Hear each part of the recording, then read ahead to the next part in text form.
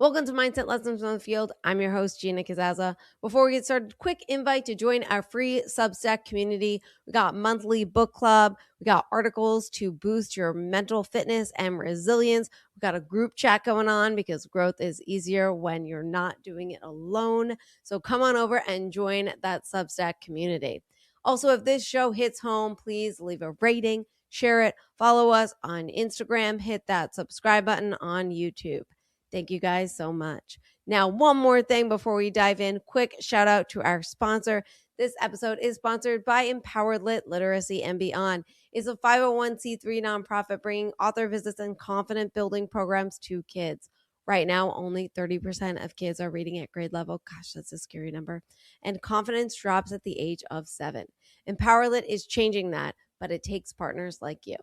Literacy is the entry point. Confidence is the outcome. Learn how to support them in the show notes. Today's guest I'm really excited about. He is an Army veteran and founder of From the Green Notebook. After 20 years of service, including combat deployments and leadership at every level, he discovered something powerful.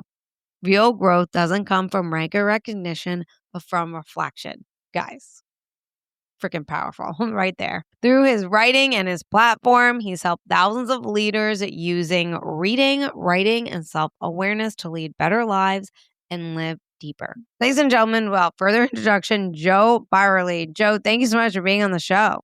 Gina, thanks for inviting me and letting me hang out on your platform for a little bit.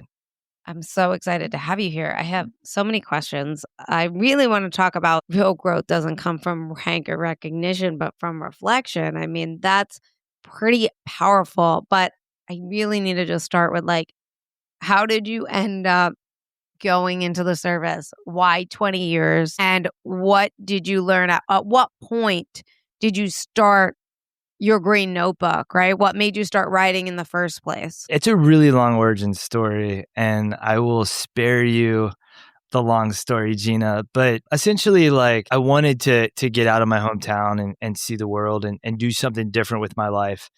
And I ended up going into the Army. I actually signed my contract, I think a year before 9/11.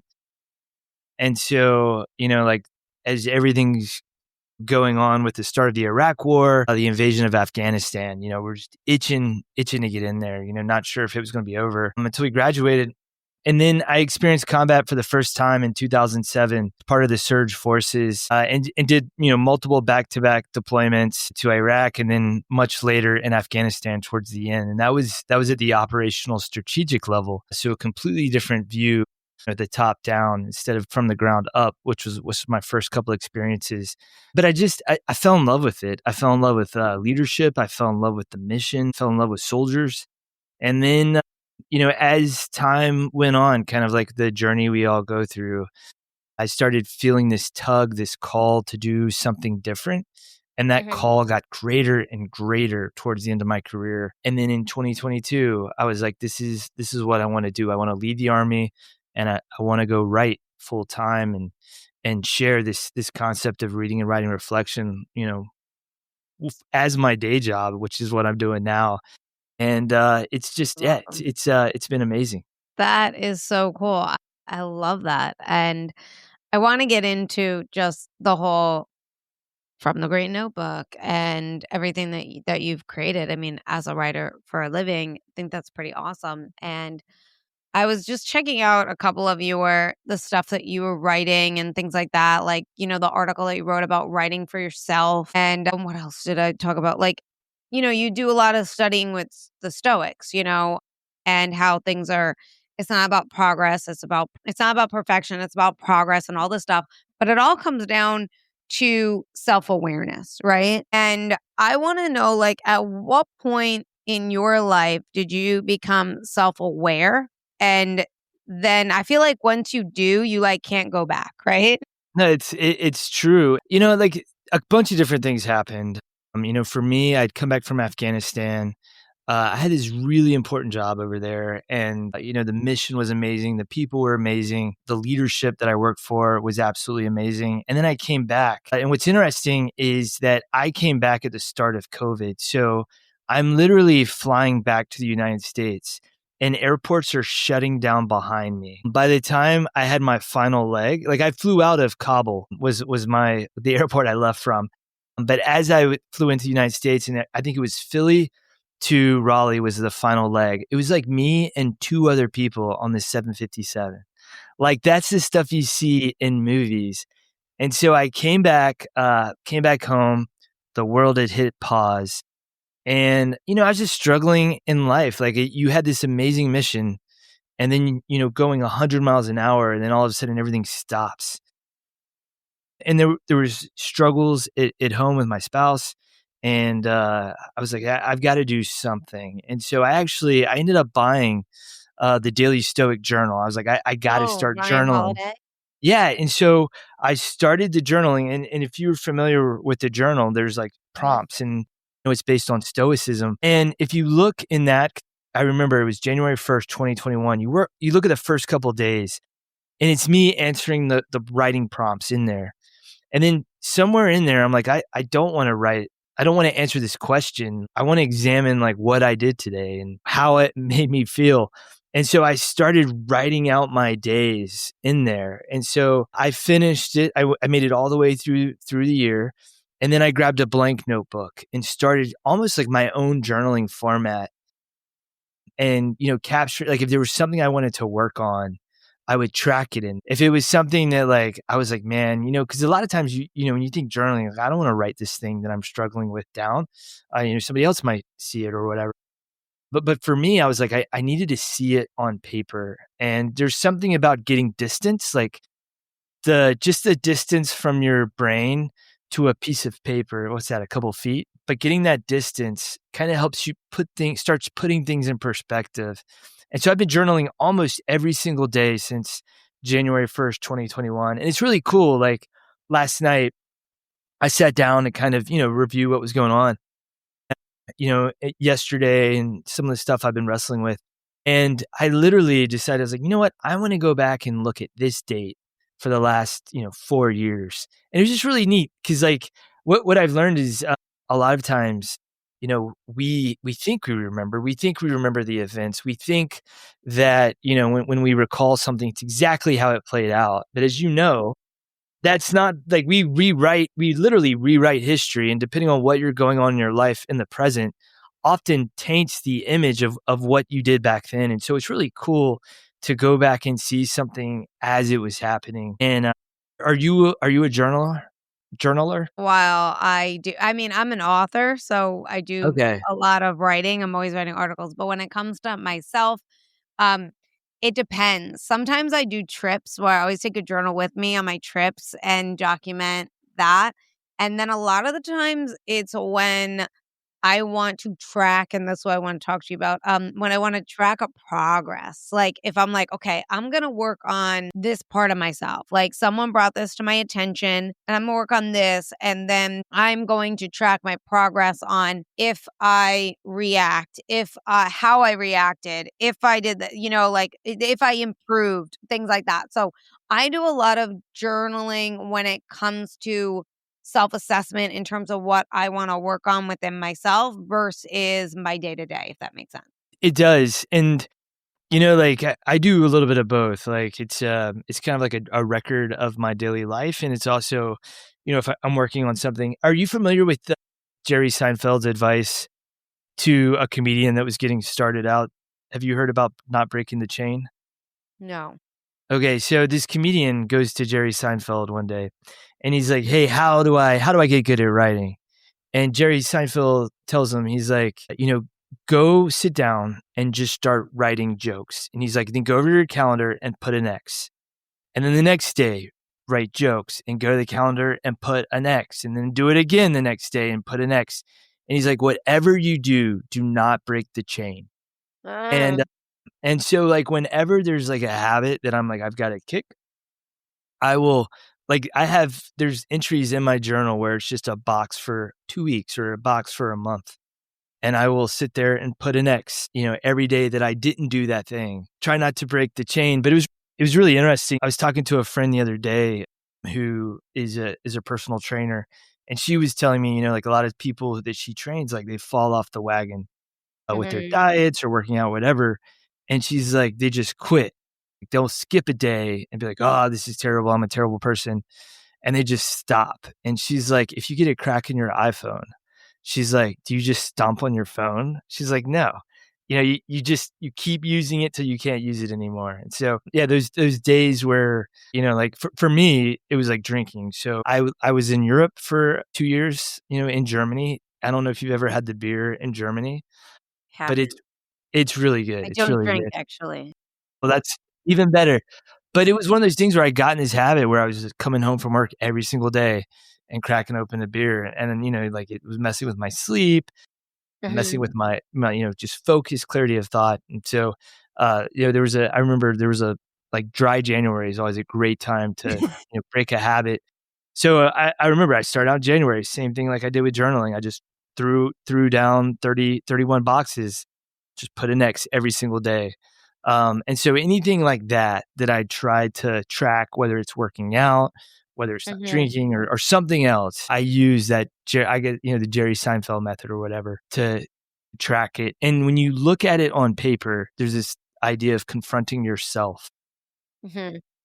Writing it on paper lets you confront yourself and allows you to hold yourself accountable a little bit more because you actually have to see it in writing. I really like that. I've actually told myself last week, I just came back from Los Angeles like 2 days ago, and I told myself, I was hanging out with my nephew, he's 3.5, and I was like, I want to write for him in terms of like my stories and the lessons from growing up and stuff. And I think that would, and but I get that when you're not doing it in real time, you're rewriting it to how you're perceiving it. But at the same time, at least it's being told to somebody. And I'm just hoping that he may read it one day and he may like it and like feel that connection of like, I'm not alone in the world. Like, even if it's not the same thing, when it's like, when I was 10 and I got like kicked out of violin for, like I was performing. I did a performance and I ended up getting kicked out because I said I didn't know it. But really, I was just so nervous that I kept being like a half. I was like a half, I was flat all the time, only because I was so nervous. My hands were all sweaty. But, and then that turned into embarrassment because I got kicked out because, it was just like so much. And I was like, this is a great story for him to like look on. And it's not that he might not ever play violin, but it's the fact that, like you go through these challenges in life and everybody goes through it, right? And it's just to help you feel like you're not alone. And I like to like journal for me in terms of tracking things and assessing me and fixing what I want to work on within myself.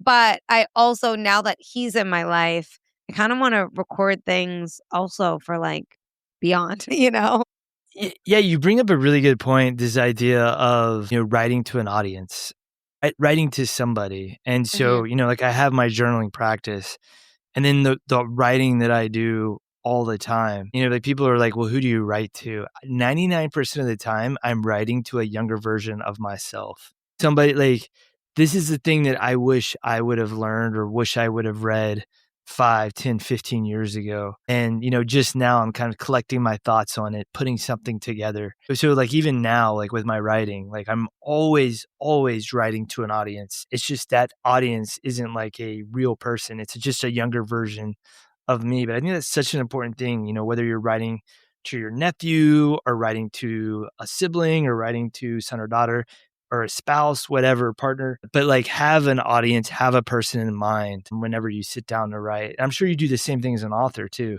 It's so funny because my first children's book, You Really Truly Do Belong, it has a dedication page. And when I write to me, I have like a nickname for little me, and it's little MVP. And that was just like a nickname that I had for myself. So I write to that little girl, right? That wishes she had that message, right? So in the dedication page, it was to my little MVP. And it's so funny though, because nobody knows. It's like, well, now people know it. It's it's me. Like that's who I dedicated the book to because that's who I wrote this to, hoping that I had that message, when I was a child, and that maybe that other child that feels the same way, you know. But and then the second book now it's always to me, and my nephew. It's always both of it's that little girl and me, and then also my nephew who I really want to get that message, because all the books that I write are the children's books that I write. They feature the same main character, Cosmo the alien, but he's always going through learning that he's enough, learning that he belongs, all these limited beliefs that we feel, you Right. know? Oh, that's awesome. I think like just the process of writing, like I love it. But like I don't know about you, but I was not an English major in college. Like I majored in something else, and when I first started writing, I was really bad at it, and so I didn't really have a voice. Like it was almost like I was trying on different voices. I didn't know that's what that was at the time, but I would show it to other people who were actually good writers that were friends of mine, and they would edit it, and I would study their edits and why did you change that? Why did you do this? And over time, just that process of doing it over and over again, not only did I get more confident, but I got better at it. And we have. I was reading a study the other day. Like we have something between like 50 and 75,000 thoughts running through our head every single day.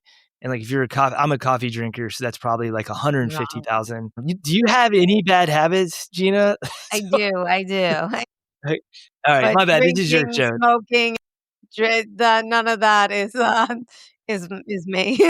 Yeah, but, like, we had all these thoughts and, like, Mhm. a lot of times we think we'll remember something, but, like, how many times have you gone to the grocery store and you checked out and you got home and you realized that, like, if it wasn't on your list, you forgot them, or there was this email that you were supposed to send before you left work and you realized you didn't send it at, like, 2 a.m. And so, like, it's the number one lie we tell ourselves is that I'll remember that, whether it's your past, whether it was something a couple hours ago, whether it was the vanilla extract. And so I just think the idea of writing stuff down, whether it's just a to-do list, whether it's like this Mhm, idea that you have, like this great idea for a new product, mhm. a story or a blog post or an article, whatever, is writing that down as soon as the thought comes in your mind. And so the green notebook, let me back Yes. up a little bit. The green notebook's like 5 by 8, I think is the dimensions of it. Okay. I'm holding it up right now for your listeners. It's a very hard book. And so in the army, it works out because you can put it in your cargo pocket and carry it around with you. But when you're outside of uniform, it doesn't really make a lot of sense. And it'd kind of be weird, just to carry a notebook with you everywhere. I Well, started for carrying, for a female, we have purses. yeah. So sorry, there you go. But like, for me, I started carrying around these 3 by 5 moleskin notebooks over the years. Okay. And I, right as soon as like something would come into my head of an idea or a thought or like, hey, like I wonder if I would write it down in these notebooks. I carried a pen on me. And so those notebooks, there's like a stack right here. These notebooks became the genesis of, probably like 1,000 articles that I've written over the last decade plus. So yeah, there's this amazing power in writing things down that I think we take for granted so often. You said something really interesting, and I just was talking about this earlier because I run a literacy nonprofit, and the imagination is going. The creative mind, the imagination, it is not where it once was. Kids are, it's the digital age, and we're experiencing what that's going to be like. And kids aren't asking questions, right? They're not saying what if. They're not, we're just asking somebody for something like an AI machine and getting a response. And we're not reading anymore. The art of reading is going away. Writing is just, hey, can you write this for me type of thing. And I want to talk about the essentially it's becoming a lost art, even though there are thousands and there's billions of books out there and writers and all that stuff.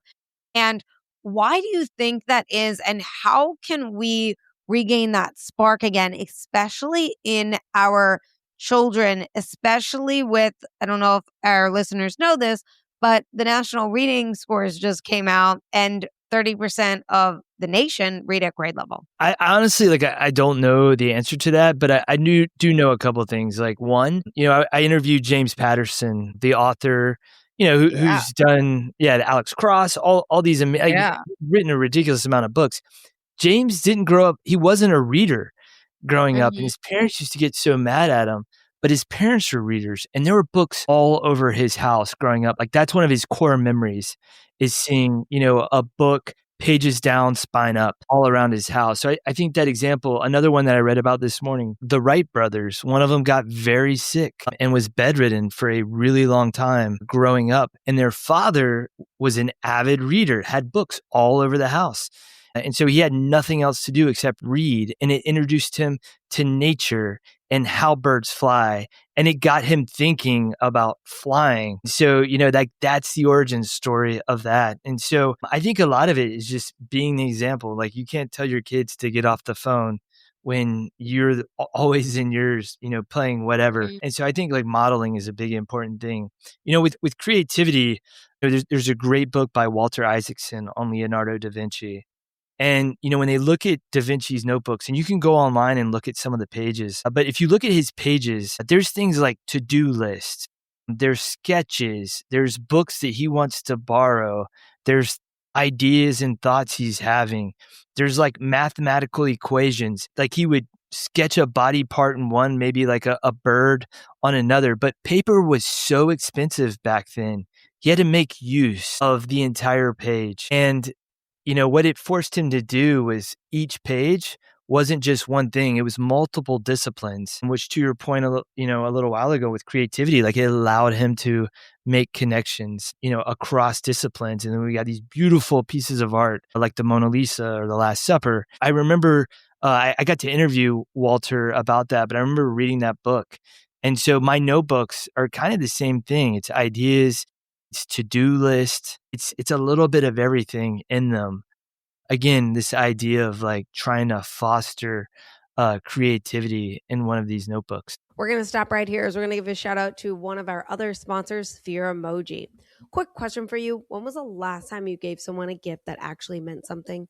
Not another candle or another box of chocolates, a gift where every time they see it, they think of you. That's Sphere Emoji. Plushies with personality.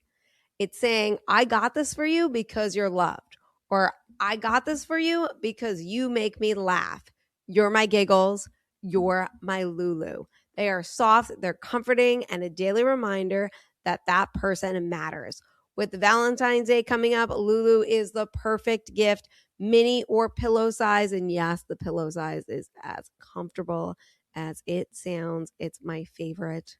So go on over in the show notes and find a sphere emoji that matches your vibe, or just go to sphereemoji.com. Now back to our show.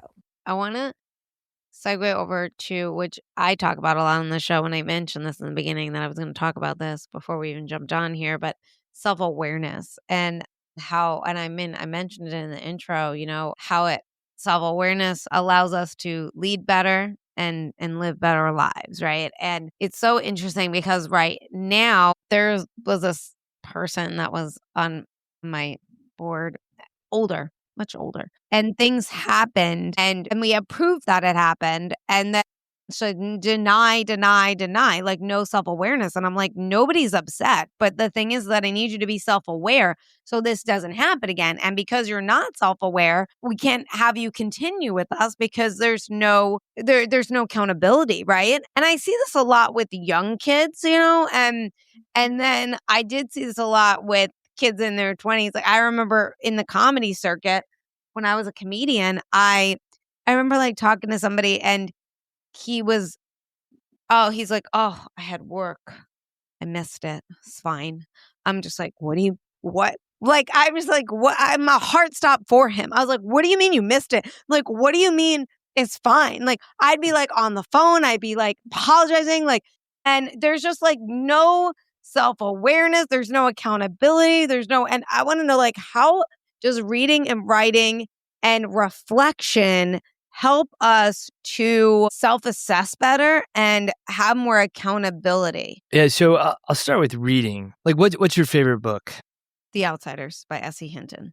Why? Because it is the first book that I was not a reader, by the way. Okay. Found this book and was like, this book changed my life. And it was because there was this group of people, they were my age, and they felt like they were outsiders. They felt like didn't belong. And that was something I've always felt, but they had each other. And for me, that each other was my family and that was their family. And I was like, oh my gosh, I can relate. And this is like the most amazing thing ever. Fun fact, by the way, Johnny Cade was played by Ralph Macchio. And years later, I got to be his assistant. And all I talked about was The Outsiders. Man, that's amazing. Well, okay, so you just proved the point for me. You're reading The Outsiders and you see yourself in the book, right? And I Yeah. think like anybody who reads, as you're reading, as you go along, you eventually come across a character, or, if you're reading nonfiction, you come across a figure and you can relate to that person and you start looking at them.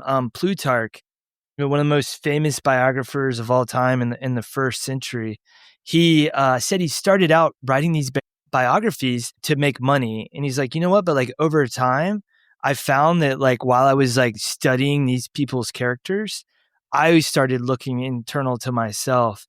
And he compared it to like a hallway mirror before you go outside. Like you check yourself, make sure everything's straight. And so he was like looking at their lives. I could look at my own and say like, do I need to tighten up this area or straighten up that area? And so I think like that's what reading does is you see yourself and it makes you reflect. Like I'll give you an example because we were talking about drinking. Chernow wrote this amazing amazing biography on President Grant that it follows the time from his humble beginnings to when he's the commander of forces during the Civil War, the commander of the Union Army. He struggled with drinking, and it wasn't like he was drinking all the time. It was just like when he had one, he had two, and when he had two, he had three, and he would do something stupid.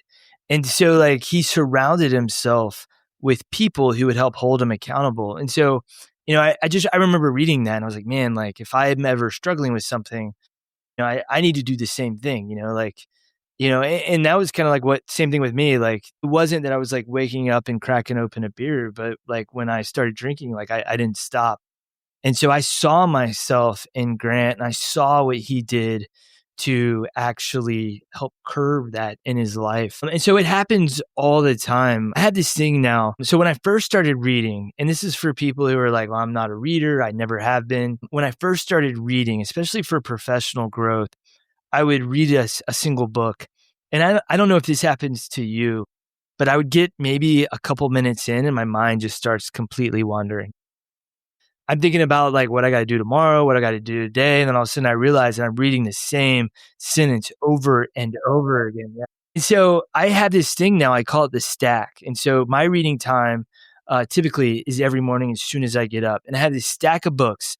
It's right behind this camera right now that I sit there and I go through. And so if I'm reading for 30, 45 minutes in the morning before everybody gets up in the house, I will read a book. And as soon as my mind starts wandering, I put it down and go on to the next one. And so I have a stack of, let's see, 1, 2, 3, 4, 5. There's like 6 books over there. Yeah. And I just do that every single morning. And it like adds up. And this practice that I do, I went from reading 4 to 5 books a year because sometimes you hit a book and you're like, I want to finish it, but it's kind of hard to get through. So I would finish 4 or 5 books in a year. And now I read between like 45 and 50.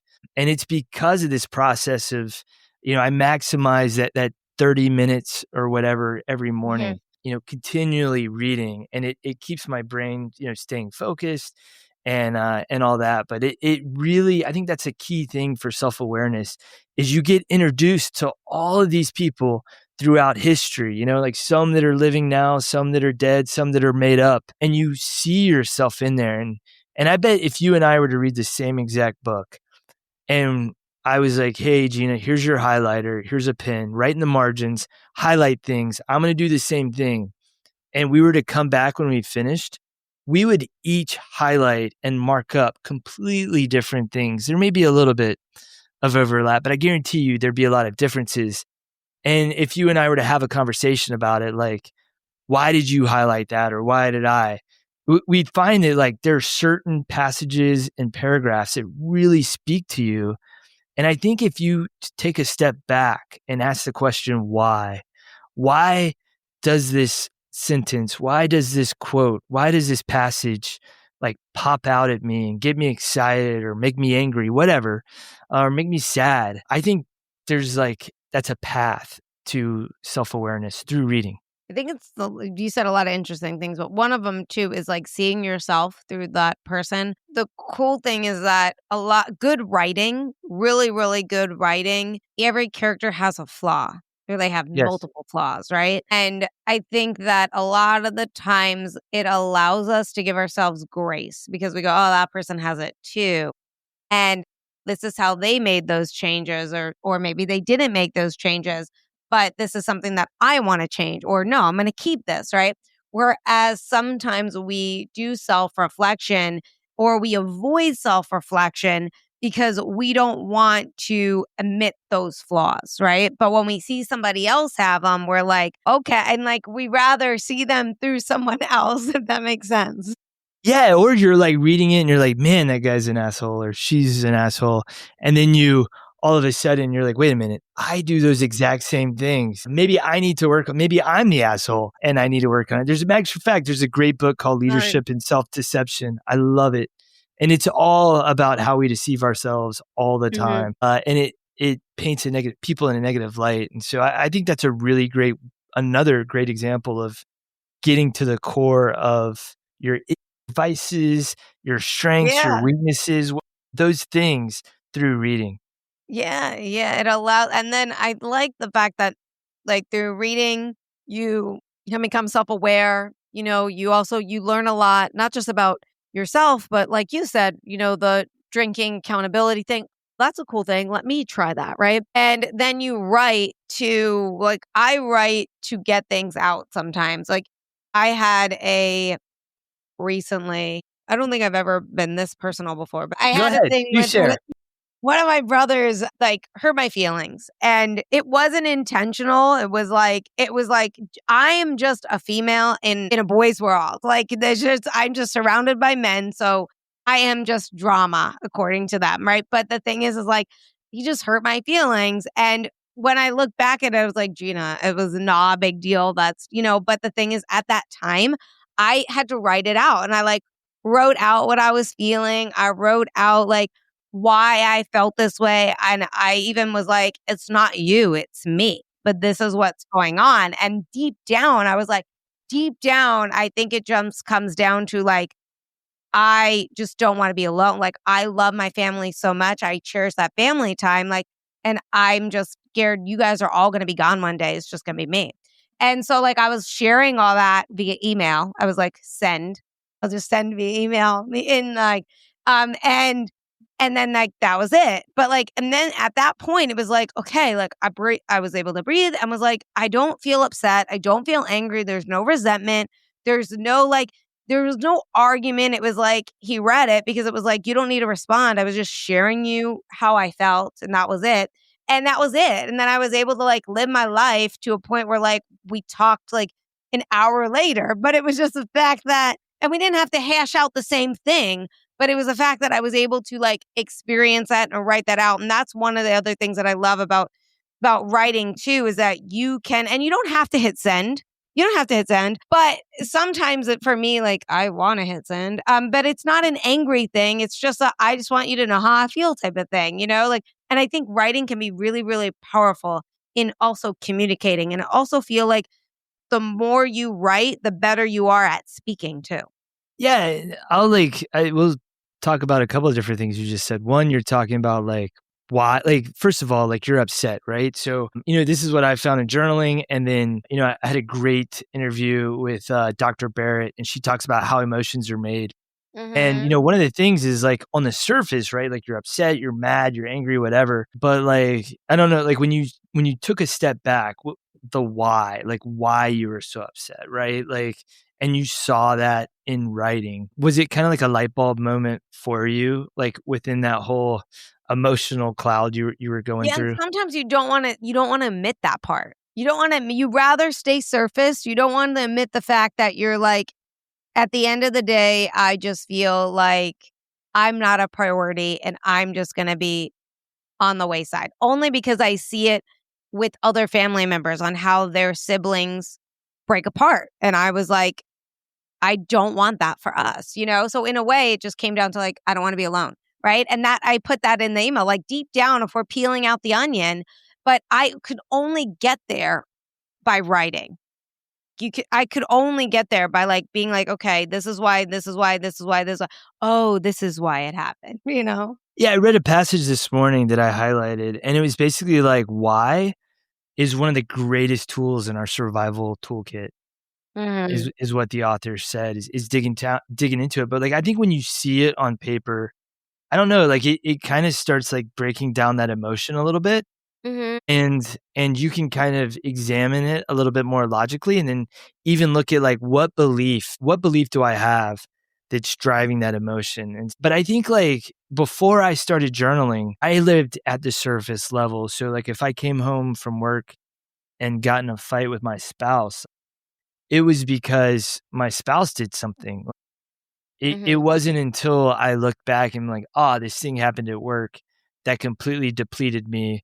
I was coming at home already at like a 2 instead of an 8 or 9, and Right. was just hypersensitive in that moment. But, like, I wasn't living there at all. I was living it like we were talking about, that surface level, Mhm. until I got in the habit of daily journaling. And I think one thing too, I just wanna say this, I think, and this is why I went with Ryan Holiday's Daily Stoic Journal. I think like when you look at a blank page, especially as a writer, sometimes it's a little daunting. It's like, oh man, like I've got to fill this in now. Like where do I even begin? So like I think like that's why the writing prompts in the Daily Stoic Journal appealed to me at first. But it was like once I kind of got in that habit of like just answering the questions, Mhm. I felt a lot more comfortable, like, answering my own questions. So one of the things that I created last year, which is, like, crazy that is, like, doing really well, but, is a leader's 90-day notebook, which is not like you don't have to be a leader, but it's the journaling format that I eventually developed to get people in that habit. Because 'Cause I'm like, if I just put the prompts in and people just fill this stuff in, maybe it'll make it easier. So, like, the things that I journal about, like, obviously start with the date. I start with something like the physical fitness aspect of it. What did I do for fitness today? So like now a lot of it's like, how many steps did I take today? How much sleep did I get last night? Like I didn't realize how important sleep is when I was younger, and I definitely realize it now. I talk about what decisions I've made. There's a great essay and I can't remember it right now, but the author talks about how do you know if you're a good decision maker? And he started this practice of writing down the major decisions he made that day and would go back 6 months later and review them. That's a really fun activity to do. So like, what decisions did I make? What did I learn today? What am I struggling with today? What did I accomplish today? That's another one for high achievers. Like, one of the things that I wrestled with is like, if I did something great in January, like it didn't matter by February 1st. Like I was like, man, I haven't done anything lately. And so kind of writing down what you accomplished, you kind of get to be Mhm. proud of yourself Yeah. a little bit. And so it's like there's a couple other things in there. I started, you know, put those up online to just, and it's 90 days. Cause I'm like, if you do this for 90 days, then you can ditch this altogether and grab a blank notebook and do your own thing. And so that's one of the things that I think that if there's somebody out there who wants to journal but like doesn't know how to begin or isn't comfortable writing Dear Diary, which you don't have to do, they can use this journal just to get them started. I really like that a lot. Talk about it too in terms of like fitness. I'd even add like how many minutes to spend on my phone today. Yeah. Yeah, whatever you want to track, like make it yours. Yeah. I will say there was Is a that your friend. is that your bad habit, Gina? Is like you're on your phone too much? I just have to ask since you're opening Like, up I on the work on subject. my computer. I'm really good, though, at when I'm on my phone going, like, "We're done." Like, Okay. I'm not doom scrolling unless I'm researching. Okay, Um, good. and I have a habit when I have a rule when I'm with my nephew to, like, I can't touch my phone more than, like, 3 times Okay. in the Oh, that's day. awesome. Unless, like, it's on in case, like, a family member calls, but aside from that, like, I'm Yeah. trying not to be. But I will say, like, those are certain things where, like, I'm like, "Okay," and I'm thinking about my steps, like, doing more steps in my day because I'm on a computer all the time, and I'm like, "Okay, let me get outside." Like, I've been working outside now, but I really wanna start tracking my workouts more because I'm trying to gain muscle.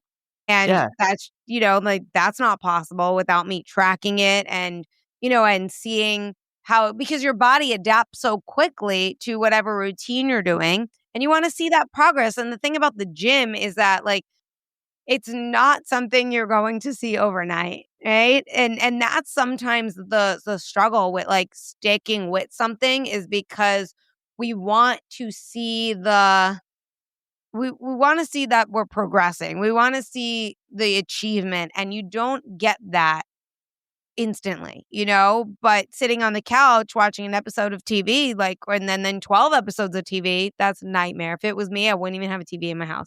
Like, I'm like, Yeah. no. But, like, those certain things, it's like, you need to track that. You need to see, and also give yourself grace. I don't think we do that enough. We're like, we go, okay, we missed a day.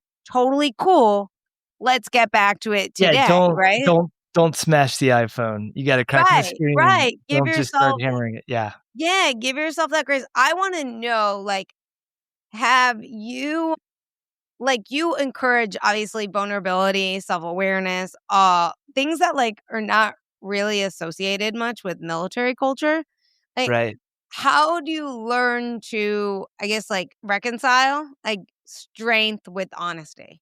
Yeah, I mean, like, to be honest with you, like, I feel like growing like, especially growing up, I'd watch all these movies. I watched G.I. Joe when I was a kid, and so I had this idea in my head that this is what a military officer is. Mhm. This is what a combat leader is. When I came into service and started out as a junior officer and worked my way up, like, it was like I was trying on these different masks, like, and I would see people. And honestly, like, just reading and being introduced to different leaders, different leadership styles, over time, I discovered, like, who I was and kind of, like, led unapologetically. And I recognized that, like, as a commander, I could show people that you don't have to be a character, but you can have character. I was like me, but at the same time, every job, whether it's in military, civilian life, has roles, responsibilities, and costumes, kind of like a role that you're going to play. So I wasn't, like, if I was having a bad day, I didn't come in and like, hey, everybody gather around. I'm having a bad day. I would actually move my schedule around to where I was seeing less people, so I wasn't the asshole that day, or I didn't snap at somebody in a meeting because I had self-awareness because I had journaled that morning. So I think that, like, there's a line, definitely a line, but you can be you and be you from a source of strength, and you can be you and also be the character that role demands in there, but bring you to that role. So I think, like if you look at, I just thought about this. I hadn't even thought about this before, but like if you look at all the different Batmans over the years, the different actors brought themselves to that role. The Mhm, Christian Bale Batman is very different from the Michael Keaton Batman, which mhm. is very different from the George Clooney Batman. And so I think that's kind of like in leadership too, like you can be you as long as you have some of those attributes that role requires. You talked about identity, and we talk about transitioning on the show all the time. And many of the guests on the show talk about how it's a loss of identity because of who they were, right? And then the transition into civilian life and discovering who they are now, right? And that there's a loss there. Do you find that writing allows you to transition easier, to not lose the identity of you because you're self-aware of who you are? Like, the military isn't attached to your identity in terms of you knowing yourself through writing. Does that make sense? Yeah, it makes a lot of sense. And I think, like, that's the thing that over time, that I discovered was that, like, through writing, like, it was, I had to go through the military, and in that process really discovered who I was. Mhm. And I don't know, are you familiar with the hero's journey, Gina? I am. Okay, so I'm a huge fan of it. I have a whole bookshelf over there of just Joseph Campbell's books. Wrote extensively on it. But yeah, I firmly believe in the hero's journey and that we all are on one, and some of us are on multiple hero's journeys. And it's this idea of, in the hero's journey, the hero goes in search for something, and in movies and TV shows, it plays out as a treasure, an elixir, a princess, whatever. But it's a stand-in for us searching for who we are. And so, when I started journaling and really getting into reading, I did like an internal journey, which is what the hero journey is a metaphor for, and discovered that like I love helping others lead with the best version of themselves, whether it's at home or at work or whatever. And, it's through writing. Writing is my gift that I'm able to do that. Joseph Campbell has this saying that when you are on your path, the path that's for you, the path that's for me, doors will open where there were no doors for before, where doors wouldn't be for anybody else but you. And I feel like once I kind of just made that discovery, that all the doors have been opening since I retired, which really helped with this transition. So I guess to go back to your question, at some point, once I started doing all this, I realized that my identity was no longer rooted in just a military identity. It was in something much deeper that was unique to me. And once I embraced that, it was so freeing. Like I was able to walk away from the thing that I had loved for so long and like have zero regrets in that process. To ask this, is there a reoccurring theme that's in like your journals and your writing that like keeps showing up? Like for myself, there is always this one thing that's always popping up in every stage of my life, and it's getting better and better and better and better. I'm seeing improvement, but there's always this theme in my life that's popping up. Do you have something that pops up for you throughout your journaling? Yeah, there's are you familiar? I'm just going to keep making book recommendations this entire episode. I love it. I love it. Are you familiar with Stephen Pressfield at all? I am not. Okay, you've got to read this book called The War of Art. And in The War of Art, Stephen says that there's this force in the universe that when you are trying to become a better person, when you are trying to go on your hero's journey, go on your path, that's always standing between you and it. And it will morph for different people. For you, like it could be a voice in your ear that says, Gina, you can't do it. It could be you tripping up. Whatever the thing is, it's going to stand in your way. And he calls this force resistance with a capital R. And yeah, there's like several of those I've noticed over the years. It's like the blocks that keep me from being the best version of myself. Just recognizing that and knowing that that's a thing. I guess first is awareness of it. And then two is being able to look and see, every time I every time I battle resistance, I feel like I'm a little bit stronger than I was the previous time. And I know that because I've written it down in my journal. It reminds me of I think it's David Proctor. I think. Is it? I don't know. It might be. Where they talk about like tracking things for reflection in order to change. And it's like just write it down.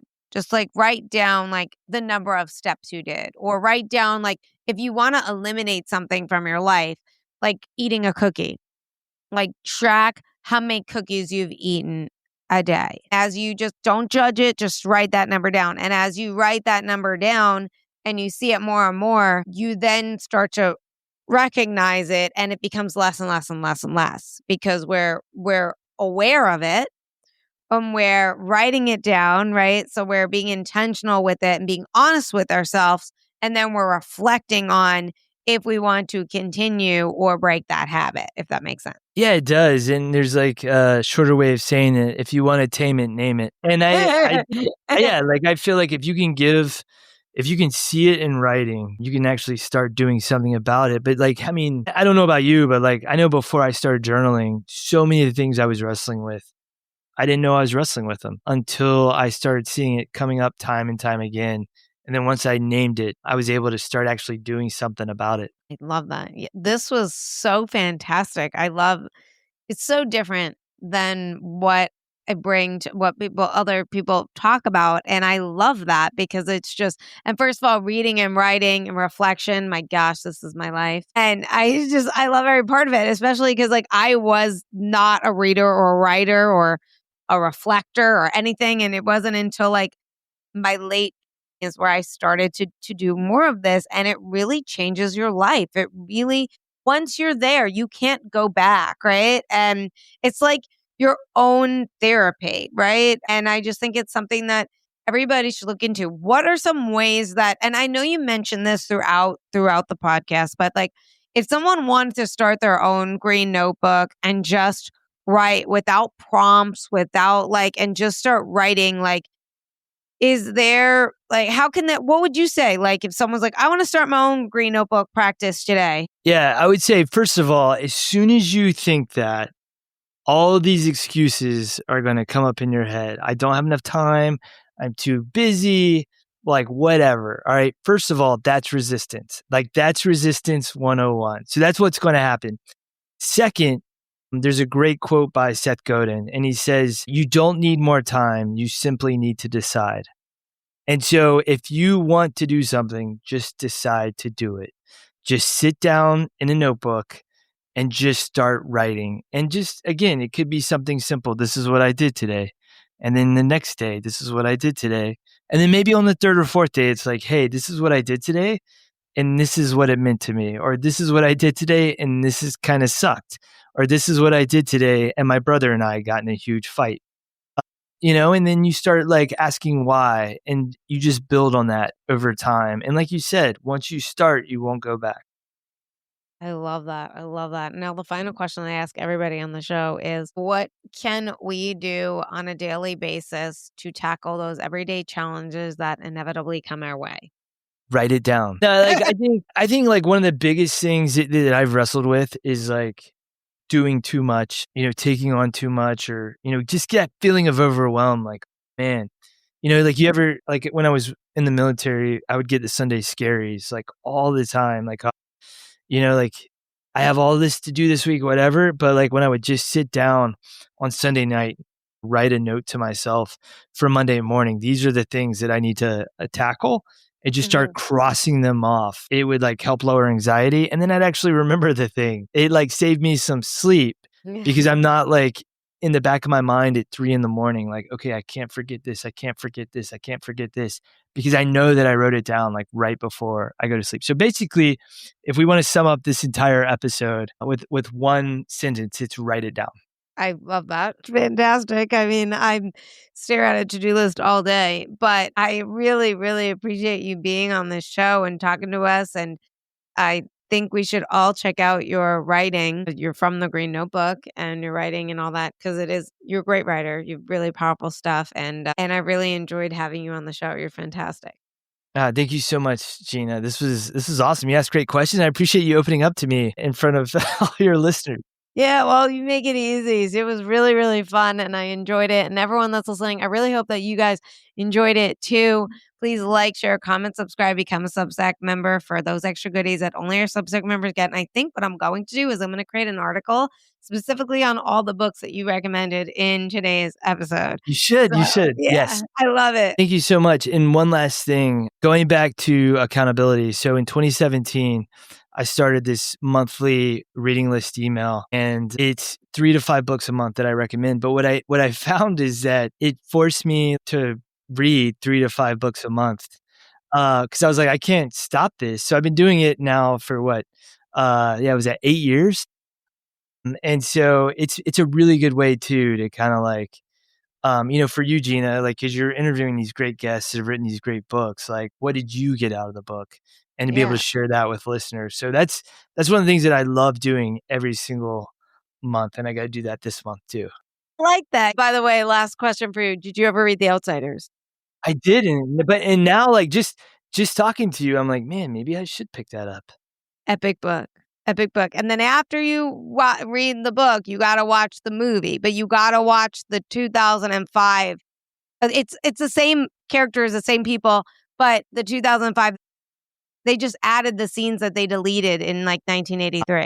Okay. Yeah. Appreciate it. Yeah. Check it out. Let me know how it is. And everyone that's listening, if you've never read The Outsiders, please change your life. Thanks, guys. I appreciate you.